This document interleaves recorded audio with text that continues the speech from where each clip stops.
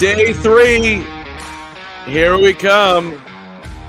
The Indianapolis Colts ahead of the Bears as we're getting close to number 122 overall, taking Tanner Bordolini. Welcome into Draft Day Live, presented by Circus Sports Illinois.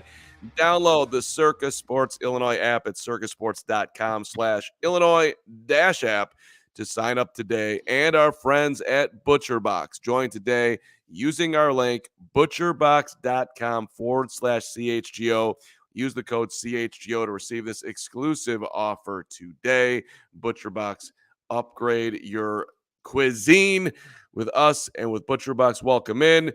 Yours truly, Mark Carman, Greg P. Allen, Braggs, ready for day 3. And yes, we are eagerly awaiting pick number 4. Braggs, Good to see you, buddy. Great seeing you. Finishing the week strong. It's just been an unbelievable last couple days. Obviously, thank you to everyone that came out to Joe's on Weed Street or even tuned into the streams here the last couple days. It's been a hell of a marathon. It's been a lot of fun. It's been a lot of emotions and celebration, and rightfully so. And it's not going to stop anytime soon. It's a great time to be a Chicago Bears fan. So if you're new to this channel, or if you're new here over the last couple of days, hop on board and enjoy the ride, as the Blackhawks guys like to say on our side of things with CHGO, because this next year is going to be a lot of fun to cover the Chicago Bears. So if you're following along via the television and not via us, the Indianapolis Colts are on the clock, and we are telling you that Tanner Bordolini is going to be the pick there. Then it's the Seahawks, then it's the Steelers, then it's the Eagles, then it's the Seahawks again, and then at 122, it's the Bears. Why don't we take a little quick peek here at our best available right now? And Jaden Hicks is an interesting candidate here, Braggs. This is a safety, which the Bears don't necessarily have a huge need there, but I am interested in upgrading that position. He's coming out of Washington State. Look, this is a best player available spot for the Bears right now.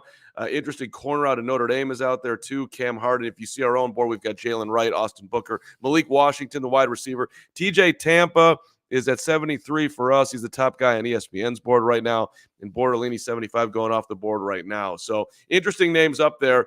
I would love to see a safety. That would excite me right now, because I'm worried about the health of Jaquan Brisker. Eddie's Fair. gone.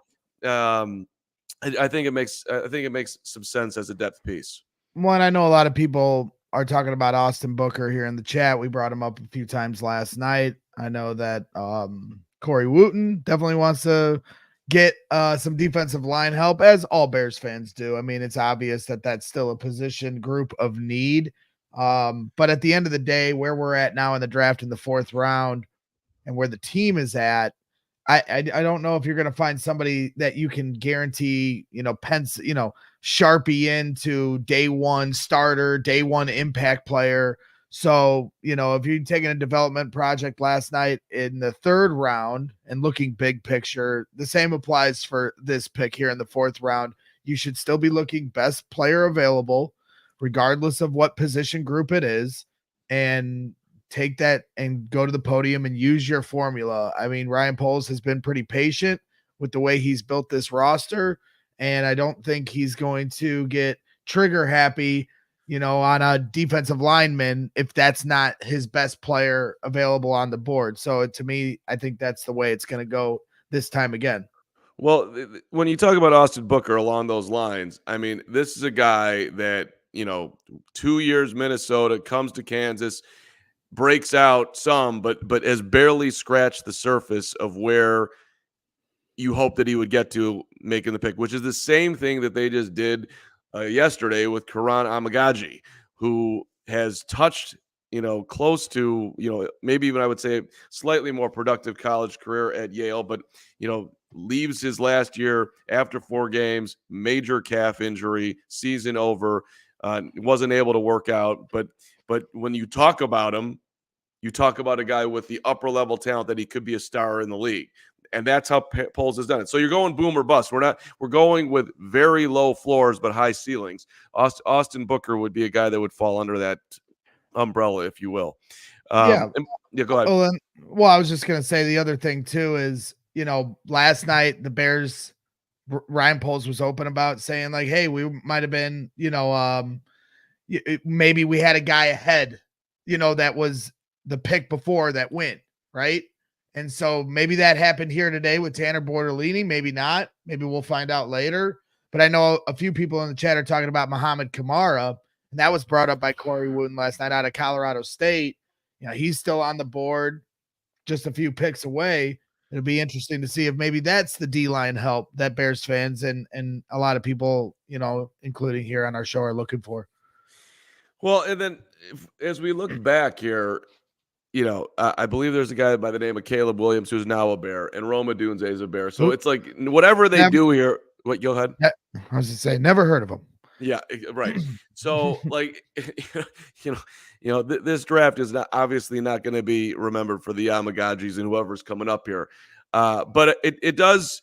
So it obviously feels phenomenal right now to be a Bears fan. There's so much buzz going around that it's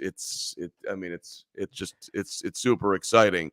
I do wonder, as we're talking about low, high reward, low risk plays, is there a chance the Bears trade out here, drop down, and take two swings, later in the fourth, or even they don't have a fifth, they don't have a sixth, they don't have a seventh. I mean, that we could be done with the show here in 5 seconds.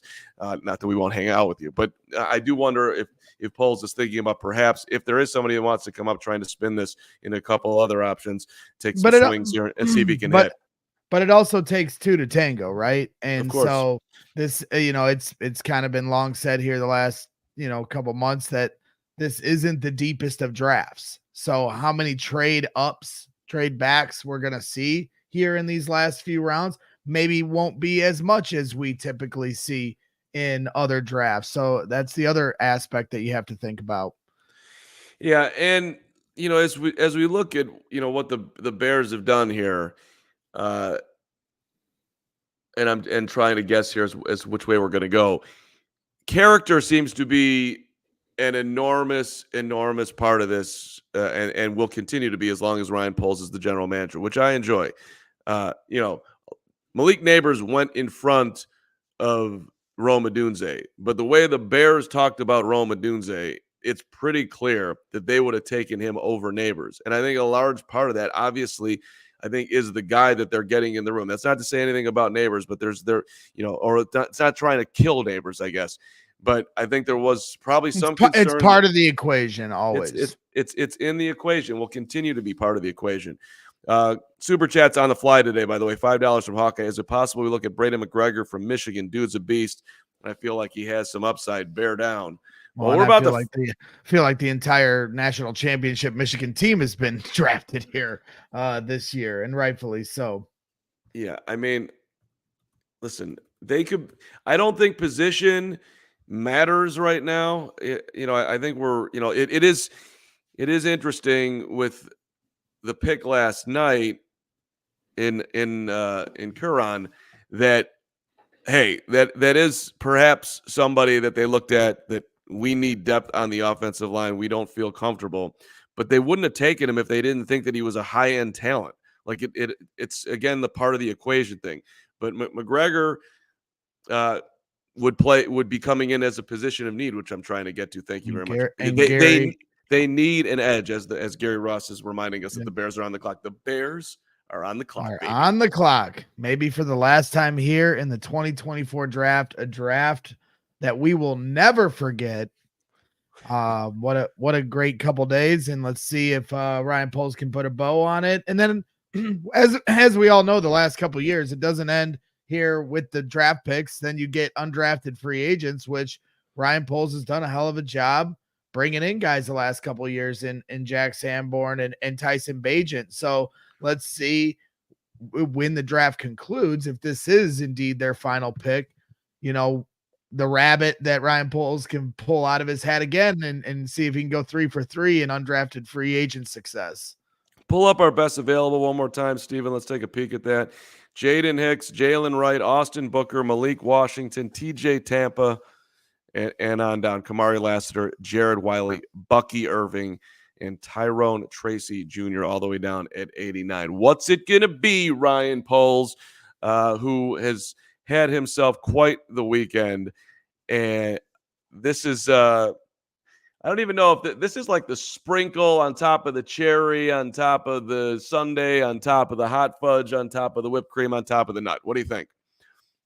Yeah, I'm ready to see what this is. I wouldn't mind center either. Sorry, I was Hogue just posted Adam Hogue just posted a video as he's heading back up to Minnesota. So, our thoughts are always with our guy, our fearless leader here on our CHGO Bears team, as he travels up to Minnesota to take care of his family. But yes, we are playing hurt today on a couple of family issues. So best to Adam and best to Nick, and of 100%. Course, they'll be contributing when they can. And Greg and I got you covered here as best that we can, which is amazing. Nobody does it better than Carman Braggs on a Saturday, and this is the dynamic.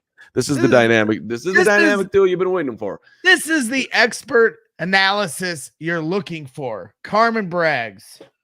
Well, Meatball, and we'll come up with a nickname later once we come up with who the Bears pick is. Yeah. Do you like the new background though today? Look at I got Mike. I've got some thoughts on your background. We'll get into here in a little bit. I'm trying to just calm myself down here with the Bears on the clock. So there's nothing to do. But is mounting. I mean, last year, right? We drafted Roschon Johnson in the 4th round, correct? And this is the pick that the Bears got in the Jalen Carter trade from moving from 9 to 10. The other 4th round pick that we had this year is Keenan Allen now. So, technically Keenan Allen was our first pick here in the 4th round. That would have been like 10 picks ago or whatever. And now this is the pick that we got for moving back for one spot last year and passing on Jalen Carter and drafting Darnell Wright. I'm getting rumors of who the pick is. I'm having a hard time believing it if this is accurate. So let's just wait and see. Because I'm gonna have a heart attack. I'm gonna have a heart attack. If it is who I think you're gonna say, I think Adam Hogue might make a surprise entrance into this show. Yes, I mean that would be that would be drafting for need. I'm not gonna. I just want to get a little more further confirmation here. Now we're cooking here. Now we are cooking, ladies and gentlemen. We're cooking. Are we fully cooking? I don't know. Now you got me excited. I didn't think I'd feel this feeling here today. I just figured this was kind of the final thing. The vibe's not as high. Obviously from that first night, nothing will ever compare to that. Seeing a lot of special teams chatter in the chat here. I mean, okay, I'm just trying to lean into the fact that there's 7,000 needs on this football team, and do you want to announce it? No, it's all you, buddy. I'm still kind of trying to search here on the timeline to confirm it myself, but okay. Gary Rappaport is confirming it here in our chat. He's very confirmation oriented here. I am waiting for an actual Shefty, an actual. It's exciting. Hey, like I said, best player available. But we are. That would not be the best player available. How do you know? You don't know what their board is. Do not question King Poles' board. I mean, I do like the college, perhaps as I talk it. Dro in the chat said if Woot was on, he would lose his mind right now.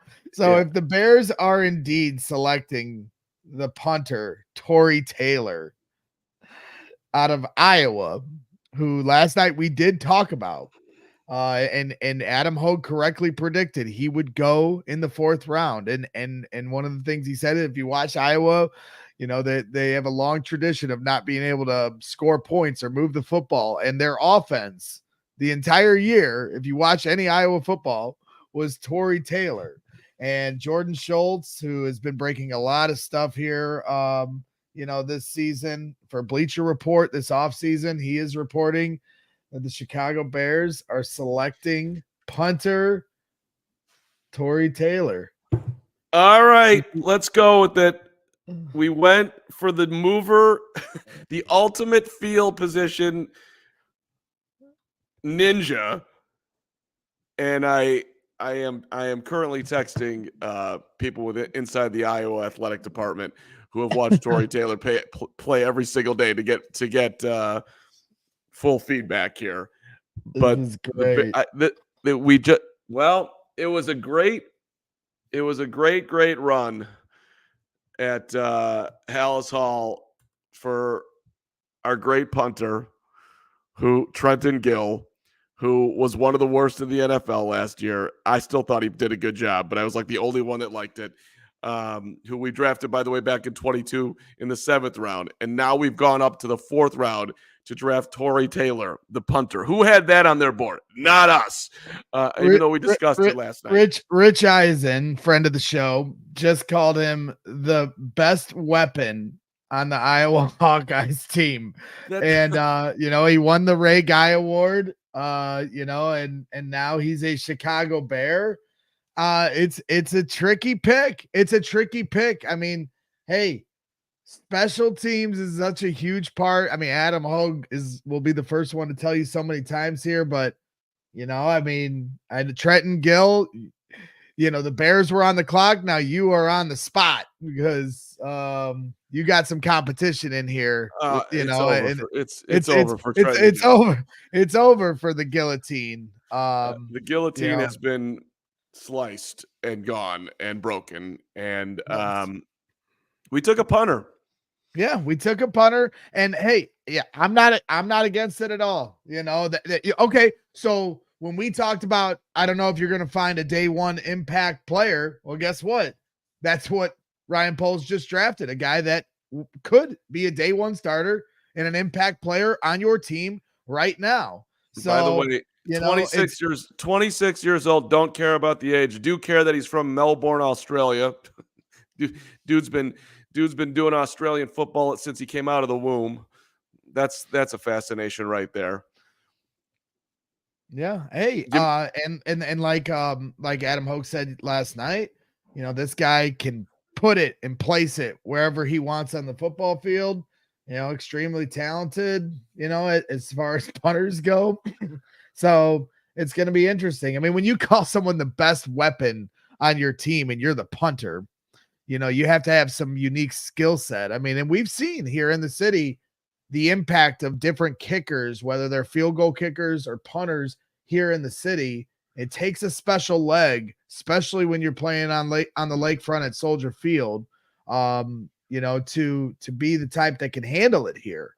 So if you're telling me this is a guy that can, make plays like somebody here, Danny Matheson, Todd Sauerbrunn, Brad Maynard was a great punter here, and they do affect the game in a big way. There's a lot of hidden yardage or not respected yardage and impact that a punter does have on the team. So I understand everybody wants D end. I understand, there's other needs to fill depth, but hey, at the end of the day, the Bears finish their draft, presumably until the undrafted free agents come in, with a day one starter, which I was not anticipating at all.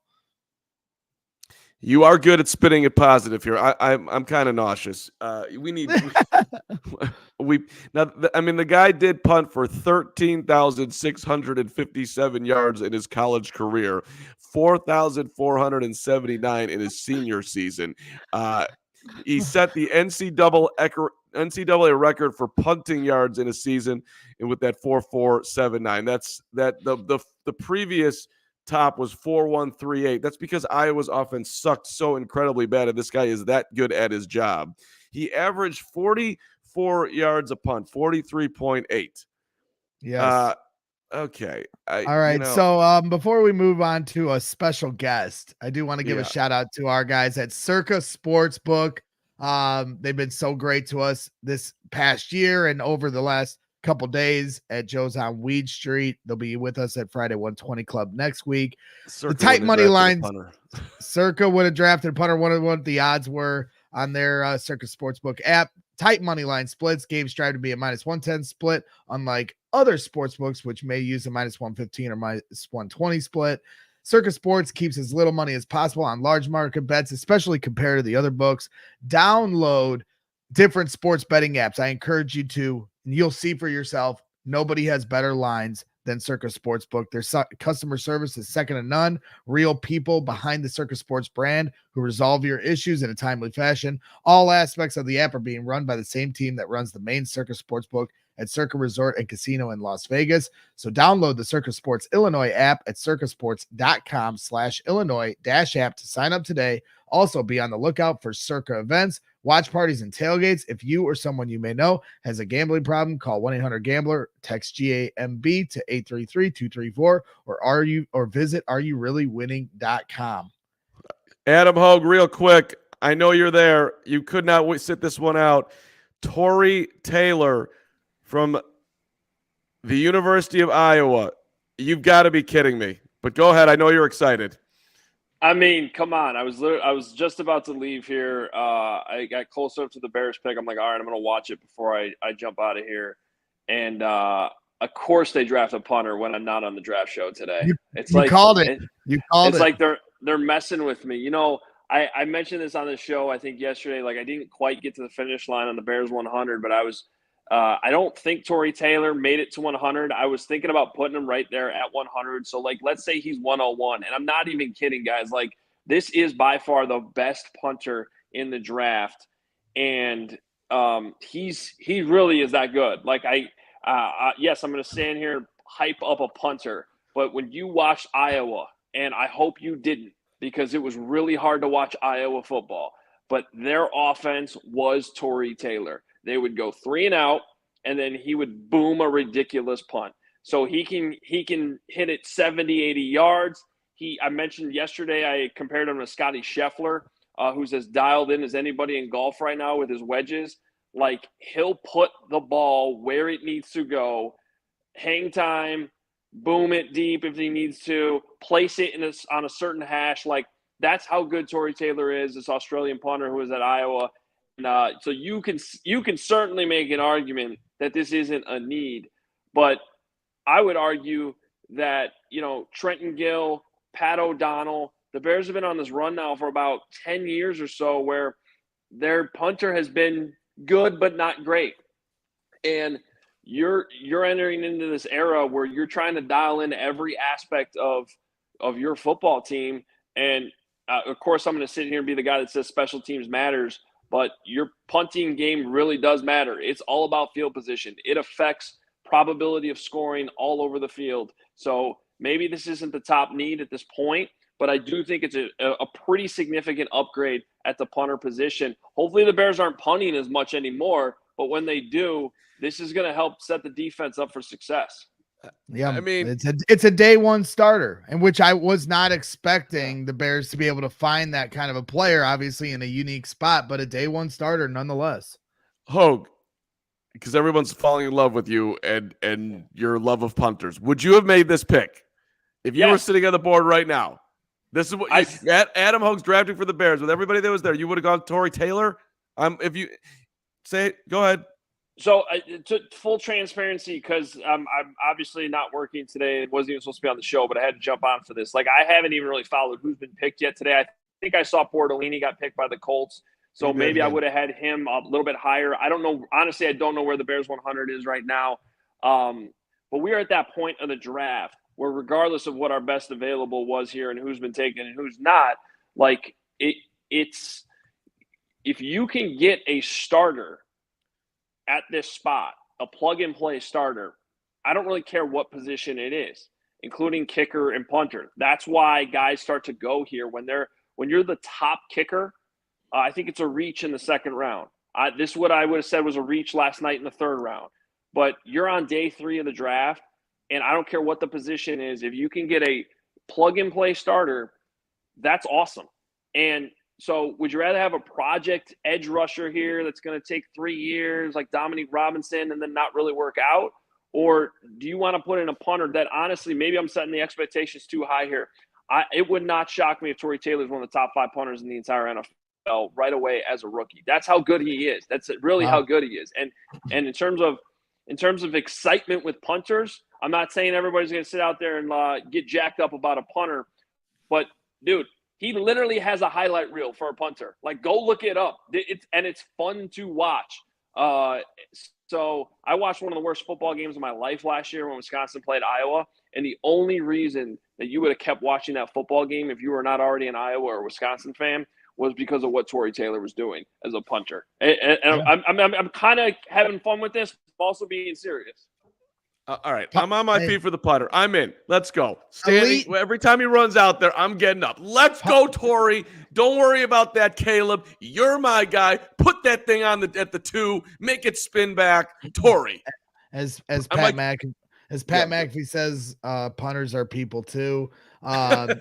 So Adam, who's gonna drop it in the bucket better next year, Caleb Williams or Tory Taylor? Ooh.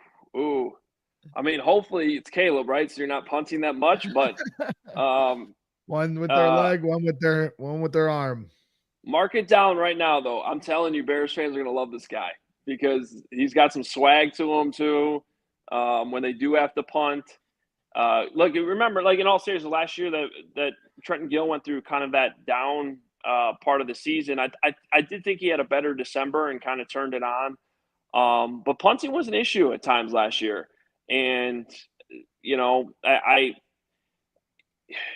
anybody wants to make an argument that you shouldn't be drafting a punter in the 4th round, I'll listen to it. Like, it's fine. But I am telling you that if you're going to have an exception to that rule, this is that exception. It clearly was for Ryan Poles. Congratulations to Tory Taylor. We're efforting Scott Docterman, who knows him well from the college football land of the Athletics, so he might be popping in here. Hogue, I know you got to go, but I think you've let everybody know exactly how excited you are. So congratulations on what the Bears did, and maybe they did it for you because your I doubt it, but I'll take it that way. And great job by you guys all weekend. Thanks for picking me up, and hope everybody's having fun. You guys keep killing it the rest of the show. And punter, man, you guys are doing a punter show here today because this is the only pick. It's the only pick they have. When I now have to leave the punter show. It was already an obscure show with Carman and Braggs leading the draft analysis on a Saturday. So why not throw the curveball and have a punter in here? And for full transparency, Gary Rappaporter texted me that Tony Taylor is the pick, and I'm like, he means Tory, but there's no way. and I was trying to. Hope that this is one of the few times that Gary had it wrong. And Paul said last night they had a few gold level players. You have blue players and then I guess gold level players. So I'm assuming this was one of their gold level players on their board. Hogue, travel safe. We look forward to talking to you soon, but you'll be in our thoughts as you head back up to Minnesota. Thanks, guys. Have a great show. All right, let's bring in Scott Docterman. Scott. Just let me tell people as we let you see Scott for the beauty here. But let me remind everybody that our fine coverage of the Bears picking a punter in the 4th round, that is the final piece of their Super Bowl puzzle. Damn it! How's that, Braggs? You like that? You're doing great. You're doing great. I'm trying to. I'm switching on the fly here. This is exactly what we need. We needed a punter. We needed him bad. I didn't even like Trenton Gill, even though I was I think the only person in town. I didn't have any problem with Trenton Gill. Okay. Like the numbers weren't great, but whatever. Okay. I mean, this is in Trust and Polls. Let's go. We are being brought to you today by ButcherBox, butcherbox.com/CHGO.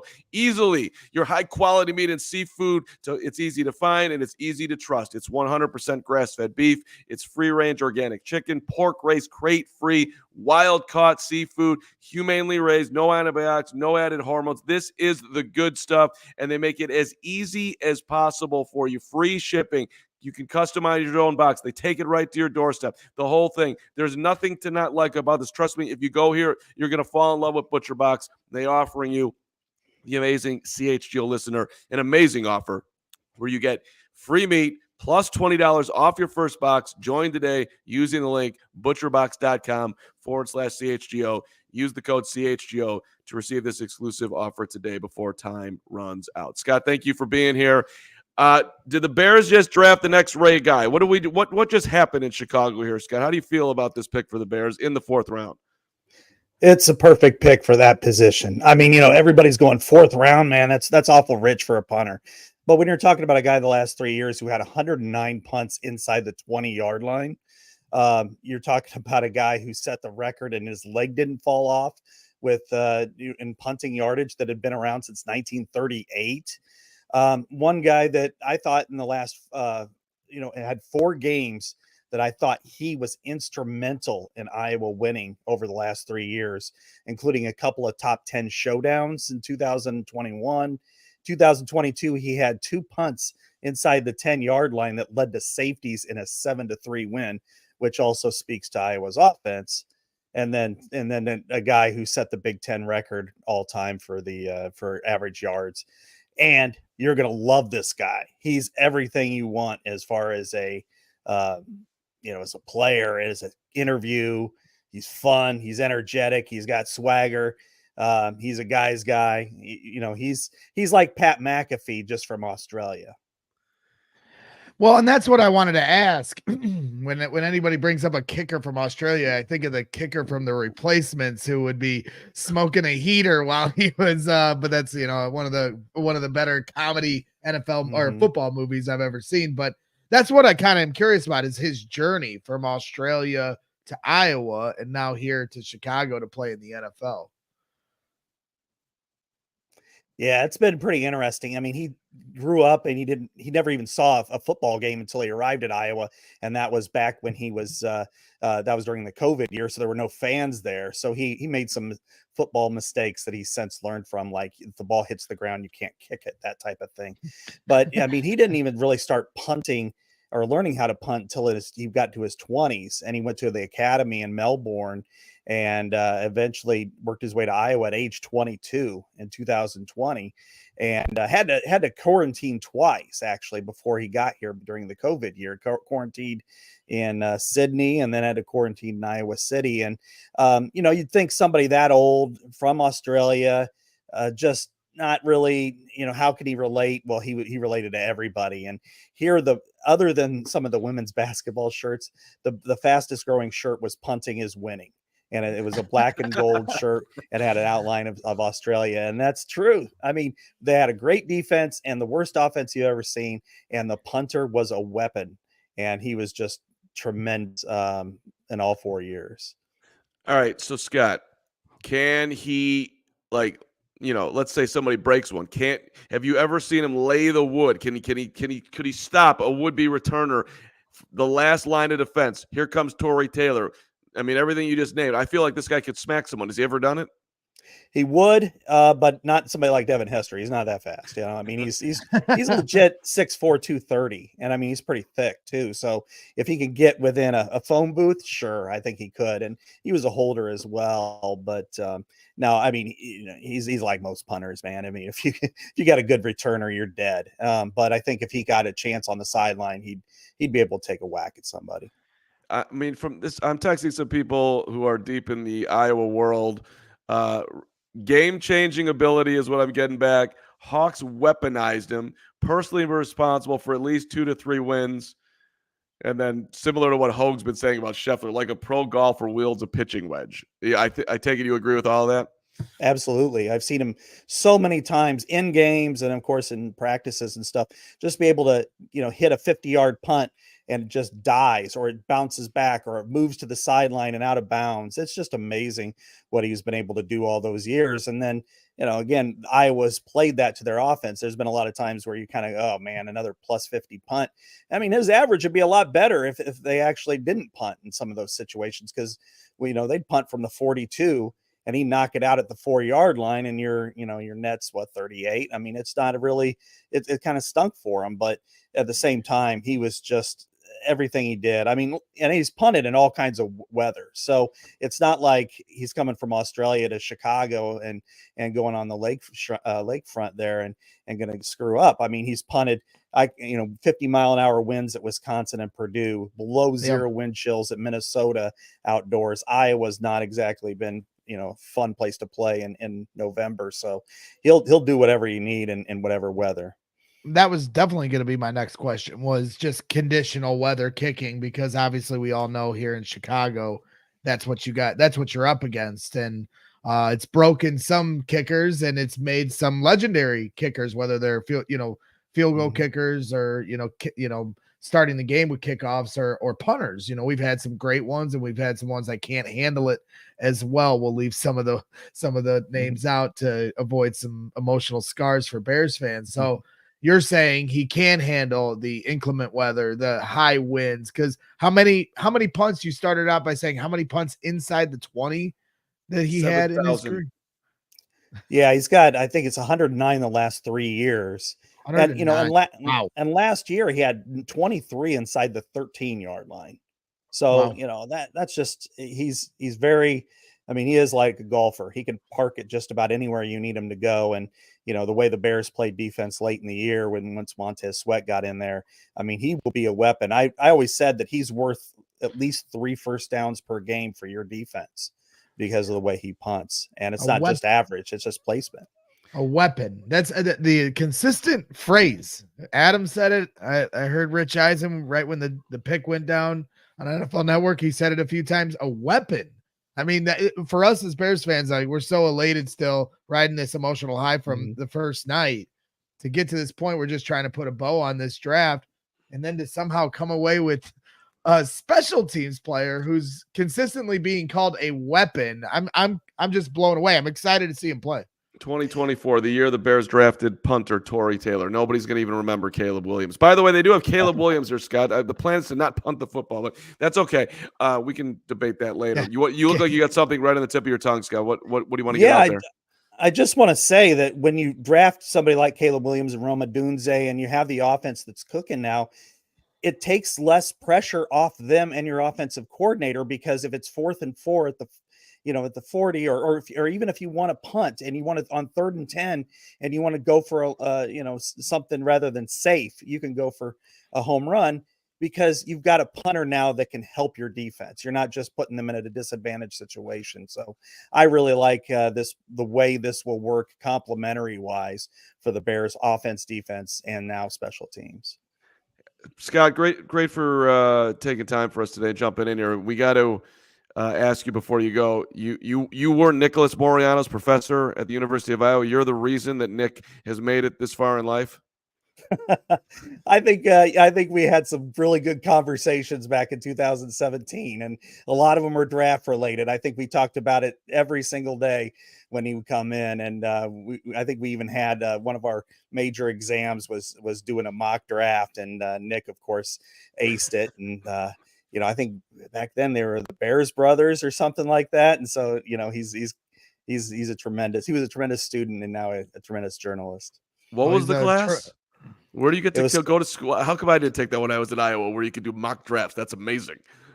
Yeah, it was a sports writing class, and I was an adjunct professor. So, yeah, it was a lot of fun. Well, he's a tremendous teammate. He's over at House Hall right now, working hard and lines you up with us to give some good insight here on a Saturday afternoon.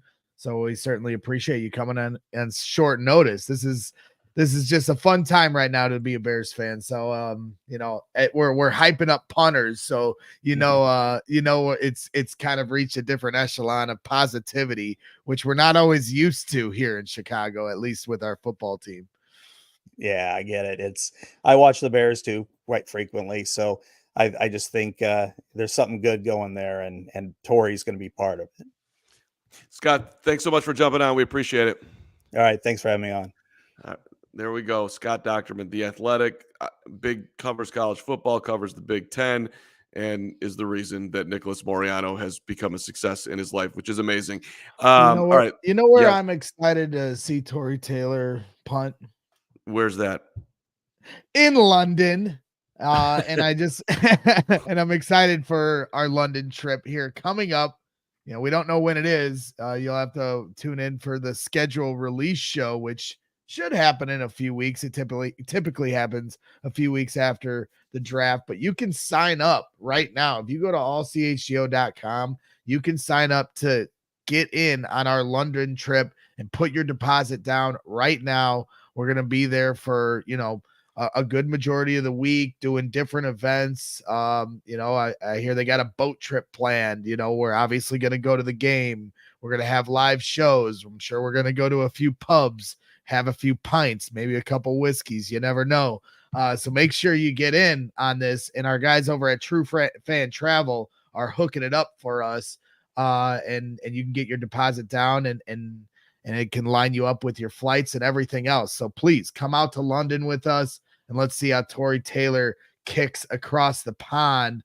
They are your passport to the world of sports. Over 8,000 fans traveled over 145 different types of trips. Don't just watch the game, live it. And as you know, I love the fan in the stands experience. That's what these guys provide. Travel to the most sought after games worldwide, from football, baseball, basketball, soccer, and more. Customer travel packages that include tickets, 4 to 5 star accommodation, and unique local experiences, making it an unforgettable sports getaway. Exclusive meet and greets with former players, shake hands, snap photos, and share moments with legendary former players of your favorite sports. Hassle-free travel planning by travel experts who make sure your every detail is covered, from game day to excursions. Explore the worldwide selection of destinations featuring iconic sports cities and hidden gems where the spirit of the game comes alive. They are your trusted travel partner for professional sporting events around the world. So make sure you hit up our guys over at True Fan Travel. Good stuff, Gregory. And I can't wait to go to London with you. We're going to do 50-50 shot that we kill ourselves, kill each other. It'll be great. Yep. But I'm looking forward to it. Maybe we could sit together on the flight. Drive home a winner this April. That's definitely, we're not going to kill each other in London. It's going to be on the flight where we are contained in this 8 hours in a tube, this floating prison with you smacking your gum and drooling on yourself. It's going to be amazing. Eating food that stinks up the whole plane. Yeah, there you go. All right, back on track here. And your flatulence. It's going to be amazing. Drive home a winner this April. Great to see, by the way, our guy Ray Scarpelli last night out at Joe's on Weed Street. But drive home a winner this April after visiting our partner Ray Chevrolet. They are sharing their best offers of the year. Make your way to Ray Chevrolet, Route 12 at Fox Lake. Join in on the savings. One of the top Chevy dealers in the Midwest. You'll always be able to shop one of the Chicagoland's largest inventories. Plus, they got the perfect tailgate vehicle for you right now. Limited time, 0% financing for 72 months on new Silverados with over 100 available. They also have 125 vehicles priced under $20,000, something for everyone. And get a free oil change at Ray Chevrolet in Fox Lake when you mention CHGO. That's right, free oil change. Oil changes are expensive nowadays. You get it free at Ray Chevrolet. Check out the cars. All you need to do is mention CHGO when scheduling that oil change. Start off the new year right and schedule it by April the 30th, which is in 3 days. Get it done. Visit Ray Chevrolet in Fox Lake or raychevrolet.com. They've been serving the community since, that'd be 1963. Find new roads. I almost said 1965, and then I was like, don't talk, Greg, because you're not going to say it right. But technically since 1965 and 1963. So that's I'm I'm an idiot. I know. I'm glad you outed yourself on that. 1963, Bears won the Super Bowl. I mean, the NFL championship. You should know that. All right. Courtney Cronin tweeting. What was that game like, Con? Tory Taylor said he didn't have much contact with the Bears during the pre-draft process, but met with special teams coordinator Richard Hightower at the Combine. He really liked that Hightower had coached 49ers partner Mitch Wishnowsky, who he believes mirrors his skill set. So there's that. And by the way, Caleb is reaching out to Tory and telling him, welcome to the Bears. You're just going to sit here for about a decade. So I don't know why they picked you. He told him he won't be punting all that much in Chicago, is what he literally told him that. Now, love the confidence. Best player on the board, can impact, day one starter.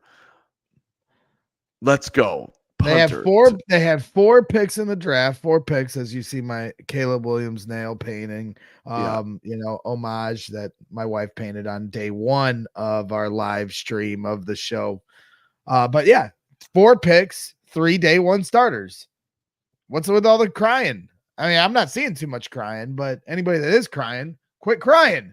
It's a great time to be a Bears fan. I mean, at the end of the day, I understand Corey Wooten, if he was on the show right now, he'd probably have smashed his computer because he wants a defensive end or a defensive lineman with every pick in the draft. I get it.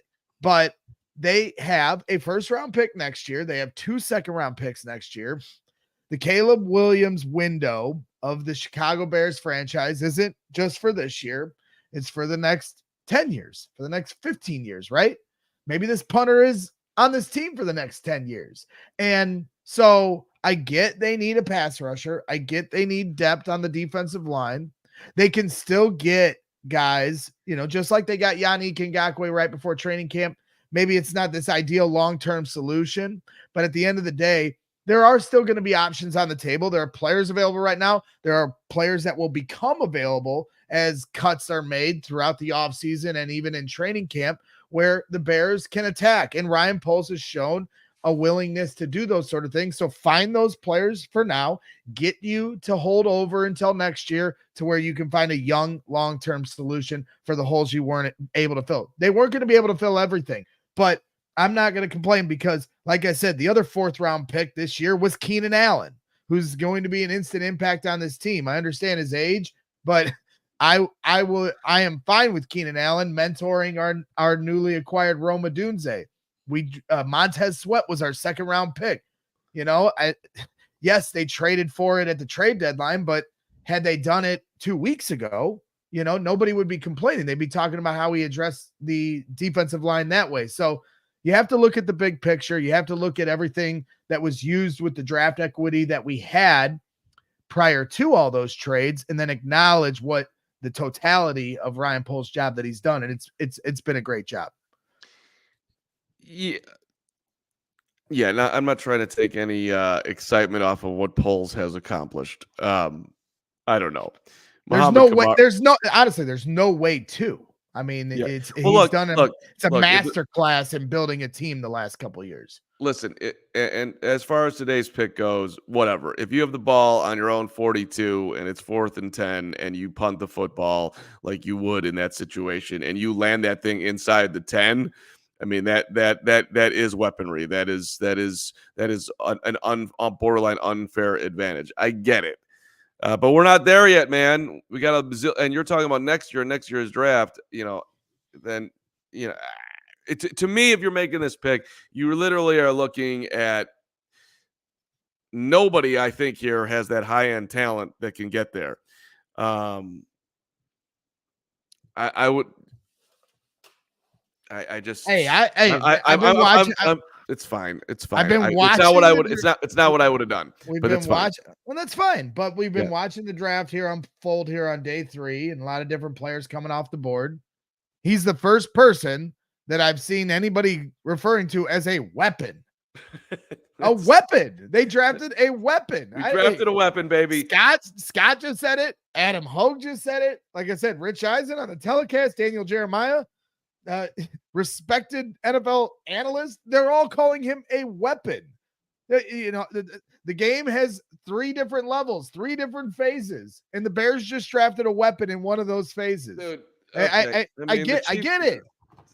The Chiefs just took. It's like every name that gets drafted right now. I'm like, Chiefs just took Jaden Hicks. That would have been a sweet safety. We drafted a punter who's never going to punt because Caleb Williams is Caleb God. I'll remain in the slightly confused state, but okay. No big deal. 4th round pick. They don't always turn out. Most times they don't. This dude is going to turn out. I get it. He's going to be a player. He's going to start. Trenton Gill's going to look for another NFL home. Punting is winning. Great. Let's get shirts. Honestly, Kevin Kadick, Jake Flanagan. I'm sure merch is probably just we better be there better be a t-shirt in the works right now for the new punter. The t-shirt, I mean, what was Scott said the t-shirt was in Iowa for Taylor, because we got to get that one for Hogue. Punting is winning. That's a great line. So we'll have to get that for our guy Adam Hogue. He won the Ray Guy Award, and Ray Guy is in the Hall of Fame and was drafted in the first round. The first round. Right. Once upon a time. So when I was a kid, but okay, keep going. It's all right. I'm just saying, so there's precedent here. Yeah. There's Golden Paul Boyd, $2 California dollars, as I call them. It's Canadian dollars. Ray Guy drafted in the first round. Thank you, Golden Boy Paul. So, hey, like I said, day one starter. I understand they have more holes. Off season's not over. Ryan Poles will continue to work. Michael Flan here in the chat says now they sign Lawson. Go get Lawson out. From Cincinnati even Yannick Ngakoue is still available. I understand he didn't have a very good year, at least by our expectations, once we acquired him. But Plan finishes by saying, and get those guys and get on. We'll take a major step. Let's go. So yeah, I do think they're going to obviously look at the pass rushing defensive line market here the rest of the offseason and look to fill some depth there. They obviously need some help on that in that position group. It's one of the few remaining position groups that are, kind of lacking, so I understand the concern. I'm never going to downplay the fact that they need defensive linemen, but I just understand that you only can do so much at this point. There's more work to be done. Sure. And I've seen in the chat, my guy Cole Gross, Sanborn was undrafted. Look, they'll bring in a ton of undrafted guys. I think they're going to address needs in free agency. I wouldn't completely rule out that there isn't some, I don't know, could they trade a late round pick next year to get into the draft this year, and take another swing? Would they trade a fifth next year to get into a sixth round or something along those lines? I don't know. And look, bottom line, as we celebrate where the Bears are at, you've got somebody who would be drafted in one of the top 10 quarterbacks in the league right now in Caleb. I know he's got to prove it, but come on, he's going to do it. You've got an absolutely transformational from where they were receiver room in DJ and Keenan in Rome. That's amazing. You've got a rusher on the roster that we didn't have close to having in Montez. You've got an emerging secondary. There's nothing to not be excited about here. I would just love to have seen Ryan Poles take a swing on another high-end talent. As much as I didn't jump up and down last night when the Bears sat there and took Amegadjie. But the more I read about Amegadjie, it's like, I get it. Like, you take big swings for dudes that can be frontline starters. Sometimes they work out, sometimes they don't. This guy's body, if he can grow into it, and it's also, by the way, a huge bet on Chris Morgan and his ability to develop offensive linemen, which he's incredibly skilled at. So maybe the Bears will unlock somebody here who very much that I'm enjoying. His tweets keep on popping up. This guy was tweeting massively back in 2020 about what the Bears were doing, which is amazing. So, all right, we got the punter. Let's see. All right, Gregory, why don't you tell us about one of our fine other partners here, and then we'll, because I think that you look hungry, my friend. I'm always hungry. There's no doubt about it. But I do want to give you guys a big shout out to Illinois pork producers in a second here, as Carm puts me on the spot. But Illinois pork producers, a new sponsor here to the show, and we appreciate them jumping on board with us. People who are active need more protein than the average American, like myself. I'm big in my protein, about 220 grams of protein a day on my little protein diet I've been working on the last year. Thank you very much. In fact, the Academy of Nutrition and Dietitians of Canada and the American College of Sports Medicine recommend 1.2 to 2 grams of protein per kilogram of body weight per day for athletes like myself, depending on the training. So for instance, a 150-pound person That's about 81 to 136 grams of protein per day. 1 3-ounce serving of pork provides 23 grams of high-quality protein that can help the active individuals build and preserve muscle.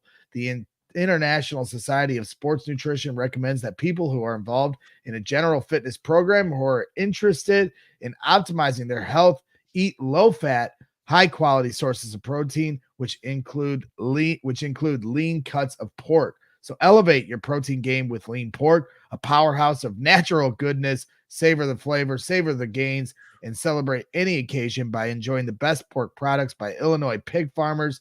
From your sausage and bacon for breakfast to pulled pork or juicy chops hot off the grill, it's an entire season dedicated to pork and the people behind the product, paid for by the Illinois pork producers. Generations of commitment. Phenomenal job. I've got a great idea for the rest of the day.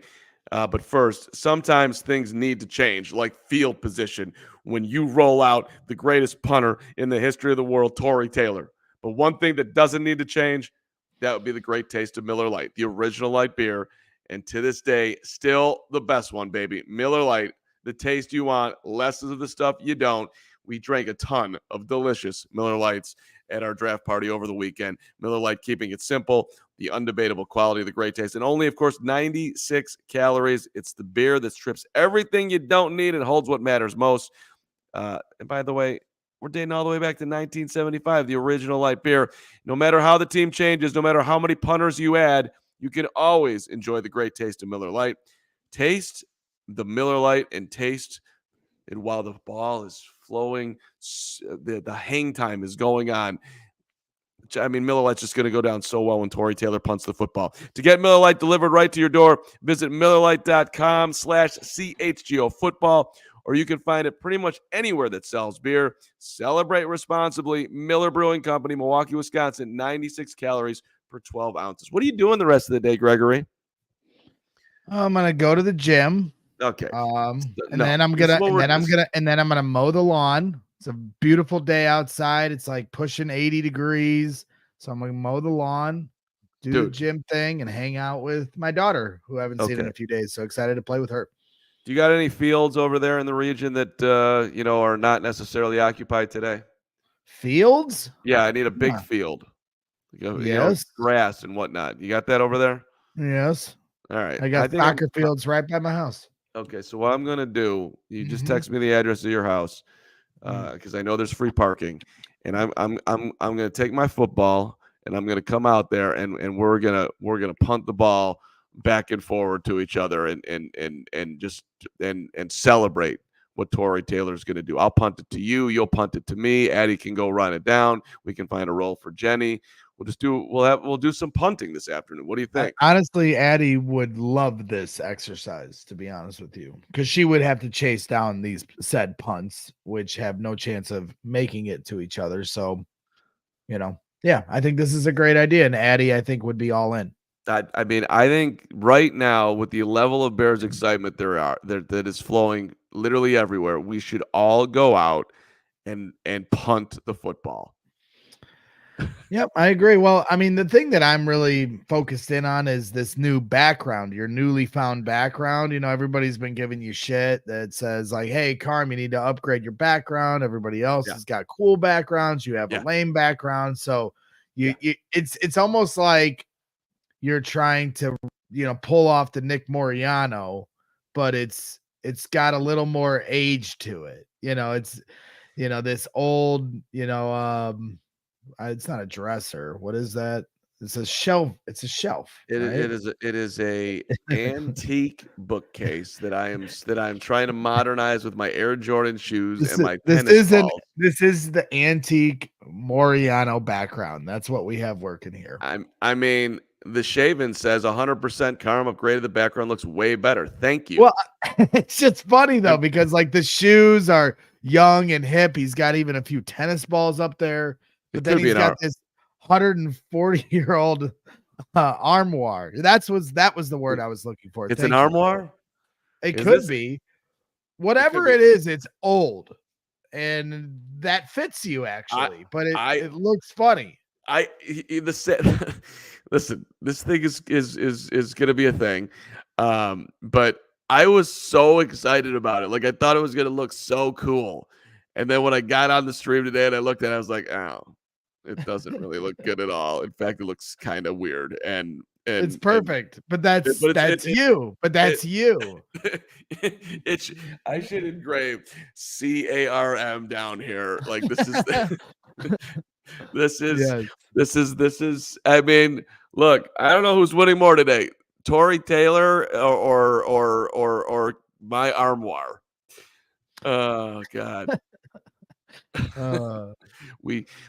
Should we do a show on Saturday? Yes, of course we should do a show on Saturday. They might trade back. They might trade up. They're probably going to pick a sweet edge. Yep. We did it for the punter. By the way, yeah, go ahead. I'm sorry. No. I mean, just great. This was perfect for Hogue, and great to have Scott Doctorman on the show. Now we have another special guest joining the show. There he is. There he is. What's up, Nick? What's going on, you guys?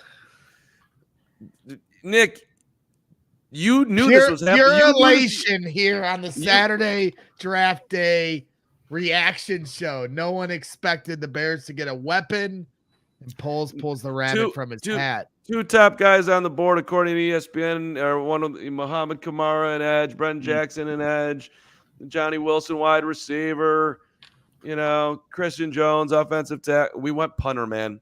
You knew this was happening, Nick, and you didn't tell us. You had the inside, and you just held back. Yeah, I just didn't know how people were going to take the Bears getting Iowa's best weapon in Tory Taylor. Like, I mean, that's, and it happened to be a punter. But, actually, you bring up the name Kamara, Muhammad Kamara from Colorado State, I believe. I thought that was going to be the pick right before the Bears had, made the selection. And then you see Tory Taylor's name pop up, and you're like, oh, okay. I think that tells you what the Bears kind of think about Trent Gill and what they can ideally do with a guy like Tory Taylor. Look, he's got literally every single record at Iowa. I'm sure Scott Doctorman, brought all the facts earlier when you guys were with him, but he is a field shifter. Like if you need to get ideal field position, if somehow, some way Caleb Williamson's offense can't make it to the end zone, like you can get a guy that can pin another opposing team deep in their own territory and do so consistently. So it was a bit of a surprise, but I think that also tells you a lot of what we heard before this draft was that it wasn't a very deep class. And when you look at how the Bears are kind of weighing their options and obviously seeing that they went with a punter in the 4th round, when you do have still players that fill positions of need, they go with the punter. I think that's kind of telling of what they think about the draft class, but also what kind of player Tory Taylor is. Like, obviously, it's going to get overlooked and people are going to maybe shame the pick because it is a punter, but it is a part of the game. It's a third phase. And, Tory Taylor has arguably been probably one of the greatest punters ever to play the college game. So the Bears do get one of the best at his respective position. Well, look, he's a Hawkeye, Nick. Let's start there. I mean, guy's got great taste in colleges. He's coming from Australia.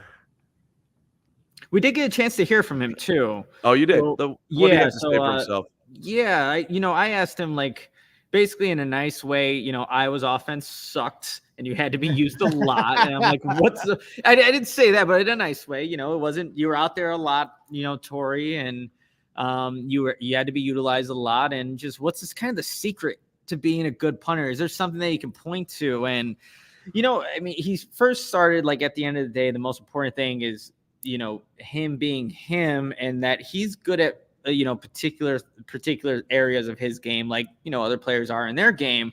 But he said the Bears are going to get someone who can kick for distance and hang time, but can also pin them deep and place it where he wants. So that's what he said that's what he's really excited about. And obviously playing in Iowa, he's played in not ideal weather. Like right now, I can see there's a Chicago Bears flag that looks like it's about to fly off this pole. That's kind of the weather he's going to be in, but he was in a very similar environment in Iowa, not having ideal weather conditions. And, he says that obviously him playing in Iowa will be a good transition for him in Chicago. And he's, there's also the Chicago ties. His girlfriend's from Winnetka. He's got a lot of buddies that are actually Chicago Bears fans. He was also saying that one of his friends was supposed to be there with him, but I guess he was a couple hours ago. He said he was going to be there with him, and now he's going to give him shit for it, for not being there when he got drafted by his hometown team. So there's Chicago ties, the weather, and, just knowing that he can be an asset to a football team, and he knows what he's good at, and he's going to bring those skills over to his Bears organization. One of the things I'm been curious about and asked Scott about, he gave a little bit of insight as far as his journey from Australia. Did you guys talk? Did he mention anything about that and give any more insight to that? Because it just, to me, is fascinating that this guy is coming from Australia to Iowa and now here to Chicago. Yeah. So he did kind of talk about kind of his origins and how he, started playing American football. It was back in 2019. And when he first came over, he's just like going to have fun and see what happens. And then after a year, he said that his coach thought that there was something special in what he, could become. And it was really after, his time at Iowa that he, felt like that he had put 4 good seasons really of tape where he could realistically be drafted. And he said, let's see, I'm looking at the quotes right now. I'm just so confused while you're trying to find the quote, I'm just kind of not really confused, but curious how Iowa found this guy. Yeah, no, that's a good question in itself. But I feel like we've seen now like a couple of, I'm blanking on exact names, but there have been guys in the past too, where you go overseas for like these special teams kind of roles and you can find guys. And, Tory Taylor is obviously the latest example, and, a 4th round draft pick at that. So I don't think it's not the newest thing, but I feel like it's something that, teams are being more open to going internationally to find, future football players. And again, sure. Tory Taylor is the newest example of that. All I know is that apparently he loves Back in Black by AC/DC. There's a huge long article in the Daily Iowan that I can't wait to read about his first experiences in Iowa City. But Braggs, I was trying to figure it out myself as to how he found his way to Iowa City. But I've been unable to unearth that while we're live on the show. But I can't wait to fully recap it on Monday when we come back to you with a full breakdown of the draft and a deep look at what went on in Green Bay and Detroit and Minnesota. Yes, go ahead. I was going to say, like I said earlier, Nick, I need Joey Spath as our amazing graphic producer here, a guy that makes some pretty cool edits. I need the replacements graphic, from the kicker in the replacements that is smoking the heaters. I need a Tory Taylor replacements edit now. Joey's on it. Yeah. If anyone can deliver that, it's Joey. So that would be a dope graphic to have. One of my favorite football movies, for sure. Total Anarchy TV. Thank you he's the Australian Tyson Bagent. Let's go with that. And you've never seen that movie either, Carmen. I've told you for the last year that you need to watch The Replacements. Now that we have an Australian kicker and there's an Australian kicker in this movie, that's your homework assignment. Okay. You got to watch it. I'm in. First, I got to go to the field. I'm going to work on my punting and my appreciation of punting. And then I'm going to think about getting a Taylor jersey. And after that, I'm going to think about who the hell's getting to the quarterback. But that's okay. No problem. They're going to figure that out in free agency. We've got Montez Sweat. And quite frankly, the Bears need, middle of the road defense will be just fine with this dynamic offense that's coming. Eagle in line in the chat saying he was Welsh. You know what? Don't let the facts get in the way of a good story. All right. Welsh, Australian, whatever. He's across the pond. Mm-hmm. Jesus. That's the most important part. And I'm already down this road, but like I am working on a tune for I was working on one for Rome Odunze because Jesus. it's such a good name. But I might have to pivot. It might have to be a Tory song. Well, and now that your singing career really took off last night on stage with Dalton and the Sheriffs, that was a great moment. I was happy for you. Somebody came running from the concert side of the bar at Joe's on Wheat Street, came running to the front and was like, Carm, they're asking about you. We were like having a serious conversation about the show we were going to do today.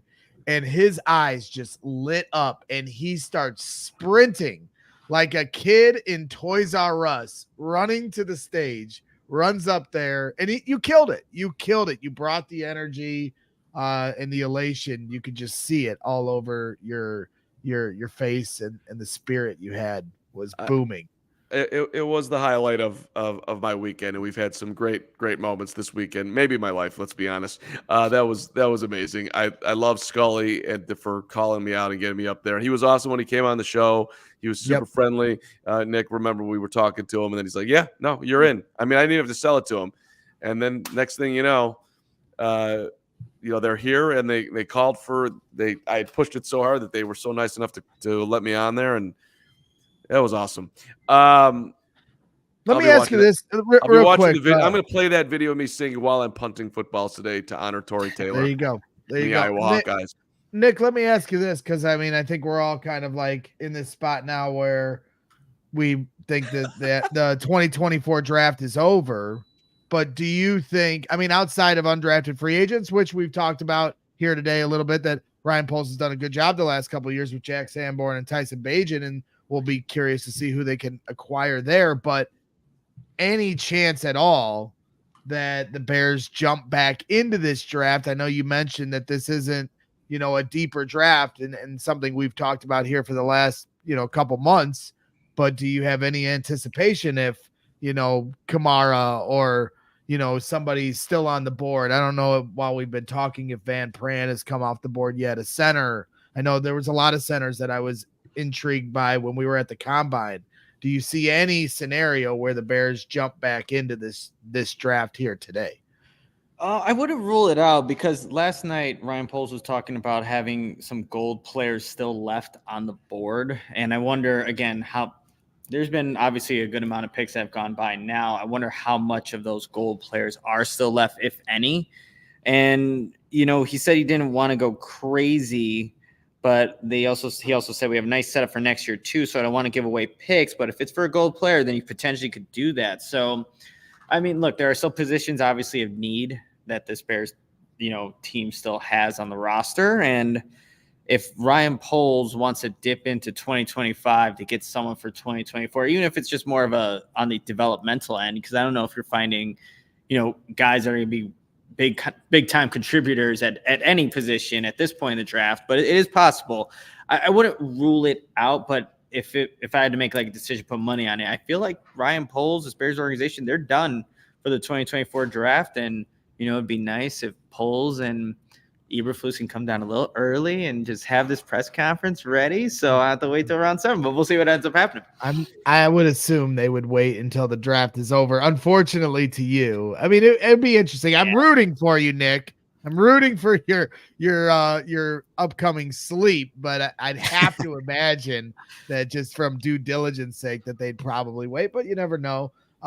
I don't know. Steven, did you have an updated list of the best players available still on our board here? Austin Booker still on the board, 61 from our Bears top, our Bears 100 that Nick and Adam did a really great job putting together here this year. Malik Washington, Tyrone Tracy, DJ James. So some different names here on this list. Anybody there that stands out to you, Nick, that you'd be willing to come back up for and make a move to try to get one of these guys this year? This year, Austin Booker is an enticing name, and obviously we have 61 on our board there. But also, we would be really for the Bears to go get like Malik Washington, another wide receiver. He killed it at the Shrine Bowl when I was there watching him do his thing. Yep. Good route runner, smaller slot guy. But can definitely make a lot of plays happen there. But yeah, Booker was also outside of Kamara. That was another name just kind of thinking about like filling a position of need, but what would it cost, right? That's like the big thing. I think that's what Ryan Poles is really considering. Like, are one of these guys, if those are the people he's identifying, worth it to give up future draft capital? And we have no idea how they're looking at 2025 in that draft class too, and weighing it against the guys that are currently still available. But and I'm going to call my shot here. The last 2 years, undrafted free agents, Mark, your favorite, Jack Sandgod, the Sandborn, the Sandman. Last year, your favorite, Mark Carman, Tyson Bagent, the Honey Bagent Badger, whatever you want to call him. I don't know what nicknames you have for him. The franchise, probably. And then this year, I'm calling my shot. Undrafted free agent. They're going to draft a center. There were so many interesting centers at the combine. And I haven't seen as Cedric, just as I'm speaking, Cedric Van Pran is the selection for the Buffalo Bills out of Georgia, who a lot of Bears fans were interested in. But there were a lot of different centers at the combine that I thought were interesting candidates. And so depending on if there's now there's a run on centers here, now that Van Pran is off the board or not, I'm calling my shot. I think that the surprise player of the undrafted free agents is going to be one of these centers. Not going to name any names. I'm just going to say that's the position. Okay, there we go. I just worked on a rough draft for my Taylor song. Would you like to hear it before we go? I would love to hear your Taylor song there, Mark. Rip, Let's sing it away. Yes. Yeah. I know Jake is sending us something too. Yep, Go ahead. Go ahead. Well, I was going to say Jake Flanagan here, our GM here at CHGO Sports, sending us a little tidbit on Tory Taylor. When Tory Taylor stopped playing Australian rules football at age 14, when he finished high school, he worked at a golf course and construction. He wasn't sure what he wanted to do with his life. So when he was 19, he learned about Pro Kick Australia, a program that teaches the art of punting. He met Iowa special teams coordinator LeVar Woods and was offered a scholarship to Iowa. He was 23 when he played his first actual game of football in 2020 at Purdue. Very interesting background. And that was overall this journey here to Iowa. And thank you, Jake, for finding that information. That's really interesting story here. Really interesting. I can't wait to learn more. And we have the best punter in the NFL. We've got, I don't know. We're working on having the best QB of the NFL in about 3 years, maybe. This is everything's turned up Chicago. Everything's turned up Bears. Traveling in a fried out, I see. Get into it. On a football trail full of nothing. I met a GM. He made me nervous, but he took me in and brought me to Hallis. And he said, "Do you come from the land of the punter, where you fly balls and defenses and offensive plunder? Where you what? Can't you hear? Hear the Taylor thunder. Vikings, Packers, Lions. You better run for cover." He comes from the land of the down punter. Whoever put that on there, I ran with it. Do you come from the land of the punter? It's a first version. We're working on it. There will be more. Okay. I'm just here bobbing my head. It looks so weird here because nobody can hear you. So Nick, I need your thoughts on Carm's new background. He's trying to go Nick Moreano, but it's like an antique version of the Nick Moreano. He's got this armoire from 1896 when he just finished up high school. These tennis balls, by the way, are official U.S. Open that I caught in the stands. Tennis balls. This one's from 2022 per se. Okay, so look, I think there's potential there. It's just it's got a little bit of a mix of the new and then the old. It's kind of I feel like that fits the vibes of the Mark Carman, but yeah, no, it fits the vibes. No, there's potential. I like it. There's potential. Just I don't know. I feel like what else do you want to add on there, Mark? What else? What can you see putting to the armoire there? Listen. At this point, there might as well be a Tory Taylor picture right behind me over the left shoulder. Sand God, you belong there. Bajent, top level. We got to get Caleb in there. There should be probably a picture of Greg Bragg's golfing. That there's so many options. I don't even. You should consistently change it and put different little Easter eggs that are topical from the show or from the lifestyle, and we'll keep up with that. But I'm glad you've upgraded your background. I like it. Thank you. I mean, Eagle and Lion says when we get the Tory Taylor tattoo. I mean, imagine, seriously, let's imagine the first time Taylor runs on the field when the Bears have to punt and Soldier Field comes to its feet to go crazy in anticipation of him pinning whoever's playing in week 1 inside their own 7-yard line. It's going to be, come on, get there, feel it. They had the crocodile punter is his nickname, apparently. We've had a few super chats about it here. Sudbury Bob, $5 super chat, shouting out Steve 34 Bears for Tory Taylor nickname, the crocodile punter. That is perfect. So, I mean, like I said, we can do crocodile rock for him. I remember when we drafted quarterbacks.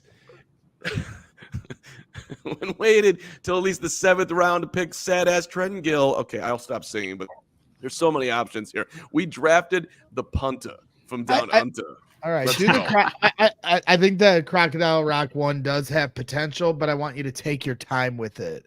So Tory can be proud of the work you put into it. You have to understand, when you're this musically talented, it just flows so quickly that you just it is hard to. You're like Beethoven. It's just like right. It's coming out of you. I see. That's right. Nick, thanks for being here. Greg Braggs, thanks for being here. I think we're wrapping it up here. If something crazy happens, we're probably not coming back. I mean, did we read all the super chats? And if we had, we can just let Nick go. We can let Nick go and read the super chats. Call today. What do you say, Carm? I think that's Larry is telling me that the Bears are doing stuff. He said hi. Larry Mayer said hi. Does Larry appreciate? Ask Larry when I'm gonna get to have lunch with Larry. Oh, Larry, I can't ask him that question because he's going. I think he's actually just going down one level in the elevator. That's literally right here. I can see the bottom level, so maybe I can still ask this question here, Greg. But don't do it. It's embarrassing. What's for lunch, Larry? All right. We appreciate you jumping in here, Nick. We'll let you go, and then we'll finish up here on the show. But it's been an action-packed show. We had Adam Hogue. We had Scott from the Athletic jump in, and Nick, guys, I'm jumping in right now. Bears just traded up. They're picking at 144. Wow! I'm glad we didn't call it a day. Yeah. Wow. Larry was the one that just dropped that nugget on us. So here we go, live reaction. Okay. So yeah, Falcons are up right now at 143. Bears are up right after that. Who do you think the pick is? I don't yet. So who do you think the pick is, Nick? I mean, is Austin Booker still on the table here? I mean, look, that was the need they were talking about even last night. The edge, the defensive lineman. So this will be fun. I'm on Twitter. We're here live. Let's freaking do this. Wow. See, if I hadn't sang that song, we wouldn't still be here. Thank you. Great job, Carm. Okay. Wow. That's so super interesting, by the way. You're drafting a punter and then you want to get back in. So they actually traded with the Bills, it looks like. Back on deal with the Bills. Wow. Here we go. See, I mean, this is what it is, and this is why Nick's gonna have a long day at House Hall, because this is what you do. You look at an opportunity, you look at the board, like you mentioned. Ryan Poles mentioned yesterday to some of the reporters, including Nick at House Hall, that some gold players on their list still out there. How about let's see what that gold player potentially is. I mean, you have to imagine that it's a gold player if they're trading back up into this draft to now have their 5th pick of this draft class. And they did what Muhammad Kamara, Austin Booker. It tells you how much they like Tory Taylor, because that they actually like somebody else a little further back, but because Taylor was there, they wanted him desperately enough that they made the pick, and now they're giving up. They're dropping around.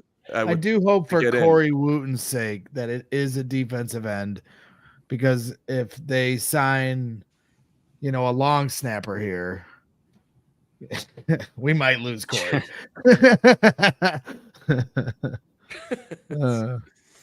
All right, guys. So I have our Bears 100 best available right here. There's some other names I'm going to add to this that are interesting. Brendan Rice, Caleb's college teammate, obviously a wide receiver, not the biggest need. Austin Booker, obviously the best available on our board. One of the guys I like, Johnny Wilson, just massively tall wide receiver out of Florida State, 6'6". Austin Booker feels like a guy that the Bears would go for here. Who else you got? I would be ecstatic if that was the pick. You mentioned Mohamed Kamara. I think that's a great pick. Braggs, if we want to look at centers and see what the top available, Penn State's Hunter Norzad. And Hunter Norzad was my favorite of all the centers I interviewed at the combine. He was by far and away my favorite guy to talk to. So I definitely, as I'm the little guy down here, no, I like that. I like being little Braggs. I did that for the Cubs post game show like a week ago. So Hunter was, I don't know if that'll be the pick here. It is official. The Bears have selected Austin Booker out of Kansas. There it with is. The 144th pick. So Bears fans get their wish. Corey Wooten gets their wish. The Chicago Bears have addressed their defensive line here in the 2024 NFL draft. Austin Booker, a 2023 first team guy. There it is. Okay. Now everybody can really, they gave up next year's fourth to get in the draft fifth to pick Austin Booker, who a lot of people thought could have gone as high as the third round. High-end talent, position of huge need. This, I mean, as I was just saying a second ago, it just reeks of Ryan Poles, because this is a dude that if he hits it is going to be a star, and if he doesn't, he's going to be a nothing, and that's okay when you're picking this late. I love the risk here. I love the swing, and it speaks to some urgency too. No, we're not waiting for next year. Let's get a guy in here. The window starts now. The Caleb Williams era and window starts right now. So a fourth round pick next year sure is valuable, but it's even more valuable this year because now they can all develop on the same timeline. Nick, you and Adam have been doing a great job putting together the Bears 100 list. He was 61st on our Bears 100 draft guide that was available to diehards exclusively, and we get him at 144. Your thoughts? Yeah, he was also a guy that I got to see up close at the Senior Bowl. Had I would say an underrated day there because there were a lot of good pass rushers that were kind of doing their thing in Mobile. But also, too, like if you look, we know that Ryan Poles has like a type with his players, wants him to be super athletic, super lengthy. He doesn't quite fit the relative athletic score that you would essentially peg to go to the Bears. But I think it's just they see a lot of potential, I would think, because he is inexperienced. But I think there's a lot of upside with a guy like Booker. So, again, it fills a position of need. He does have a quick first step in the spin move. You'll see with Booker and how he utilizes it. So, again, I think that's they weighed their options of having the capital next year and decided, hey, let's do this. Let's go get a guy. And they just don't have anybody to develop at the edge rusher position. You thought that was going to be Dominique Robinson. That has not really worked out, and you need to get guys in that room. And the Bears identified Booker from Kansas as that guy that can be, someone that can obviously develop. But I think there's just a lot of upside and potential that they can probably get out of him once he gets into, an NFL coaching. Minnesota didn't like him or didn't know what they had. He had a total of 23 snaps there with in 2 years with the Gophers, transfers to Kansas, and then goes out. He led the Jayhawks in sacks. He led them in tackles. He led them in tackles for loss. Forced fumbles too. Flus loves guys who can take the ball away. Again, high-end talent here. Ascending player as Dane Brugler puts it in his B's, ascending player with the ability to maximize athletic traits and body length force with proper biomechanics. With his tools and instincts, he projects as a rotational player in year one with potential to become an impact starter. A lot of the guys that Poles takes, their projection all ends with that. Rotational has the chance to get there. So, look, Bears you can't be drafting for need, ever. We're not a Super Bowl champion. The Bears won 7 games last year. However, the Bears really needed to add some talent into the room at edge. It was light, to say the least. So I love this move by Ryan. I think this is fantastic. You're giving up a 4th round pick. Okay. He had a 3rd round grade. He's sitting there. You have a huge need. I get it. Yep, we had him ranked 61st. Dane Brugler had him ranked 78th. It's a combination. I was just watching a little bit of what they were talking about here on NFL Network, and Daniel Jeremiah was saying, hey, it's a combination for the Bears of talent and need for the, talent of the player and need for the team. And I'm sure Matt Eberflus was, giving Ryan Poles a few nudges like, hey, doing a great job, bud. Defensive guy. If I get a little help here, give me a little help here. And I still don't think they're done addressing the defensive line. Maybe not in the draft. We'll have to see what the undrafted free agent market looks like. If I had to guess, they're probably done at this point, trading back into this draft. But you got undrafted free agents, which the Bears have done well in, like I've talked about a few times here today. And you still have the veteran free agent market, which is always evolving. You have players available. Yannick Ngakoue is still available, and maybe at a cheaper price than you even had him last year, depending on, if Ryan Poles wants to go that route again. And there's familiarity there, so why not just continue to bolster that depth, get more veterans in here that'll plug and play until you hold over to next year where you have a 1st round pick and 2 second round picks. This team's ready to compete right now. They just drafted 3 players that are day 1 starters in Caleb Williams, Rome Odunze, and Tory Taylor. And then they drafted 2 developmental guys that could have high-end potential, in the 3rd round, and now trading back up here today in the 5th round. So Ryan Poles just continues to impress me in the way that he's building this roster, from the ground up, brick by brick, baby. All right, you guys, I got to head out of here. I got to Zoom to go probably talk with Booker in a few seconds into the scouts. So see you guys later. See you, Nick. Great job, brother. Thanks for being here, man. Great job. Nicholas Moreano getting it done out at Hallis, getting it done up in Detroit, getting it done with a lot going on behind the scenes. Our guy. And look, last night, I'm not trying to compare Austin Booker to Hassan Reddick. But he's on my mind because Woot brought him up last night, and Booker's a guy that's he ain't running you over. He's crafty. He's going to use his speed and his instincts and to get to the quarterback to make plays. So it's I think a very calculated, wise, worthy risk. Yeah, Aaron Wilson reporting. It's just a 2025 4th round pick to make this move. I think given the upside of Austin Booker here, I think that's just such a great move. I mean, this really caps off for me. It's an A+ draft. Right. Football CF Candy here with a super chat saying Daniel Jeremiah, quote, steal the draft. I love this pick. If he could add weight to his build with the elite footwork, you could see him being the next Max Crosby. That's super tall. Doesn't get much bigger than that. And to your point about, getting that, just swapping a 4th round pick, Steven, you also still have the potential of the Justin Fields trade. That's a 6th round pick, which could become a 4th round pick. So you do still have an opportunity to get back into the 4th round. And obviously Ryan Poles isn't afraid to make moves to get back in there if need be next year, but you don't worry about tomorrow's problems. You address today. And as I said, the window is open now. The Caleb Williams era has begun.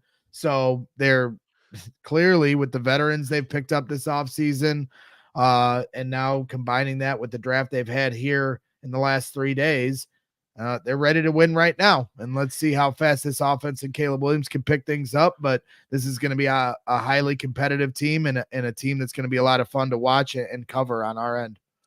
Bear Forever 14. Let's run through some super chats here. $5. Who are the top center prospects still available? Possible of trading back into the 6th if one is available, or late 5th.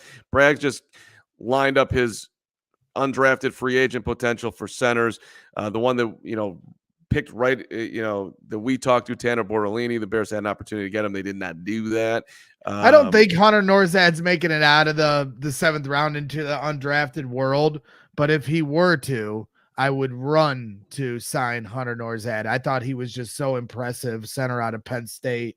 But I just have no anticipation that he's going to get drafted, in my opinion. I would be shocked if he did it.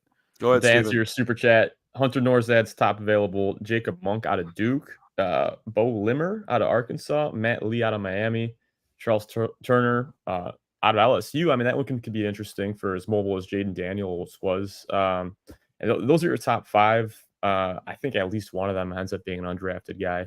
So maybe you find some diamond in the rough there. Thank you, Bear Forever.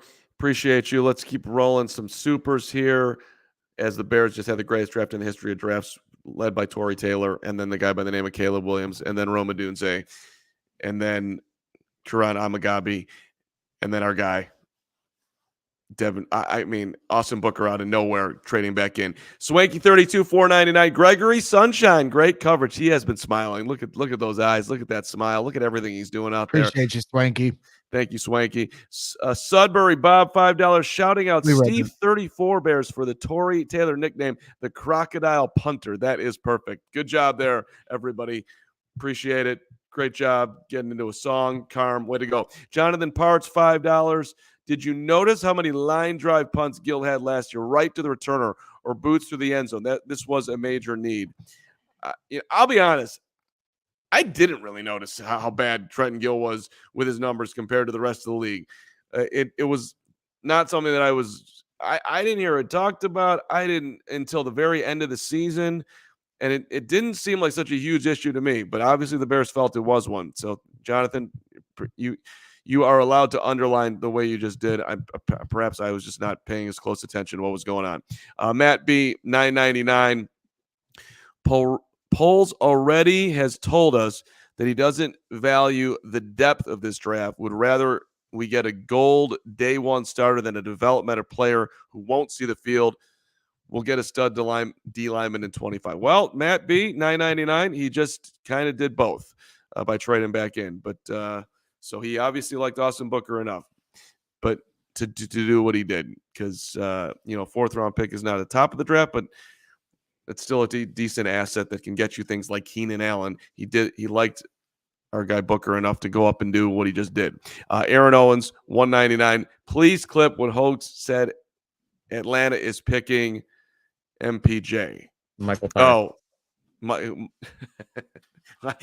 I don't. What did we do at that point when they said Penix? Because I loved the pick as far as Penix, but it made no sense for Atlanta.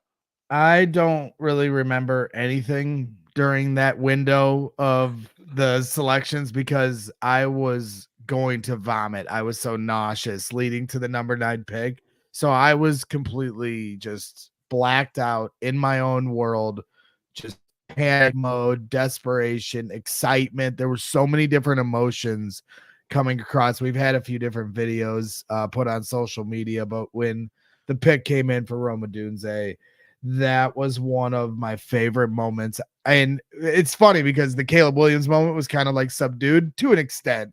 If the franchise quarterback that we drafted number 1, first time in my lifetime to ever have a moment like that. But the Rome Odunze moment was one of my favorite moments ever I've had as a Bears fan. I mean, it was up there just in the instant reaction insanity of the moment that Devin Hester returned the opening kickoff of the Super Bowl. That's how wild of a moment it was for me and a lot of different Bears fans just to watch that unfold how it did, and so many of us wanting Rome Odunze to be packaged with Caleb Williams and just feeling just the euphoria and excitement for this 2024 season and beyond, and the dreams of this team being a legit contender and one of the more exciting teams in the NFL. I can't wait. I could skip this entire summer and get to training camp right now.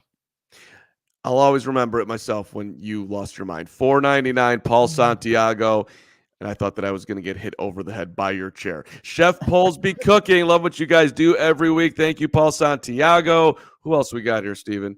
Appreciate all the super chats all weekend long. That's all of them. And that'll wrap it up. All right. Congrats to everyone who contributed in some way, shape, or form this 3-day weekend. We appreciate it.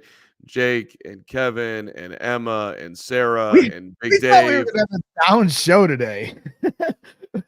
We just have the punter. We have breaking news. I'm not down, but I'm just saying, like, all right, final day. What an action-packed Saturday show here to wrap things up. Aaron Owens, 199. Atlanta's picking Michael Penix Jr. Braggs. What? Okay, that's apparently what you said. I don't remember it either, but that's amazing. But yes, you're right. I didn't mean to cut you. You know me. Yeah. I'm so good at cutting everyone off. But yes, shout out to everyone that's been involved, behind the scenes to help us get this across the finish line. There's been so many people that are the unsung heroes, in this whole process with what we're doing at CHGO Bears. And they did such a great job. Joey Spath is helping with the graphics, rolling out, everybody across the board, Sarah and Emma with, Emma's killing it on social media. Got to give her a shout out, and Kevin Kadick and everybody across the board. Lawrence, really helping us, keep things going. Steven, obviously, our super producer, an absolute all-star, and just one of the hardest working dudes I've ever come across in any industry. So I'm giving Steven his proper due because he's gone off these last 3 days. There's no doubt, Steven, you're the man. And everything you just underlined that I think I said 5 minutes ago too. We love you all. I said it better. You did. You just ran through it like it's a mill. No, your heart was in it more than mine. I marinated it with some love and passion. Yes. And your cold, dead heart didn't have enough passion behind it. You're right. You're absolutely right. I was nothing I said mattered. Everything that you said mattered fully. Okay. Thank you for most importantly, those who watched, those who chatted, those who just supported us, period. We appreciate all of you. Have a great rest of your weekend. We're back Monday at noon. Last $10 super chat on the way out from Bear Forever 14. Don't worry, Braggs. The summer we made less long because the Cubs are going to be a great baseball team. Going to be phenomenal years of Chicago. Adam Hogan, the Chet Hollis son, went out of nowhere. Booker, yes. The show van. Carm isn't serious about it unless he's singing a song about it. That's why I sang the song. Now I'm working on the Booker song. That's right. It's been fun. It's been real. It's been amazing. The Bears are in the best position they've been in literally forever since they won a Super Bowl. So onward we move. We're back Monday at noon. Everybody have a great rest of your weekend. I'm headed to the field to go punt. Ryan Poles is your king, and you will bow to your king. Bow to your king. Let's go all punt in fields and watch the ball soar through the air, and then we'll just tackle somebody for Austin Booker as well. We'll see you Monday at noon. Thanks so much. We all silly like the mayor.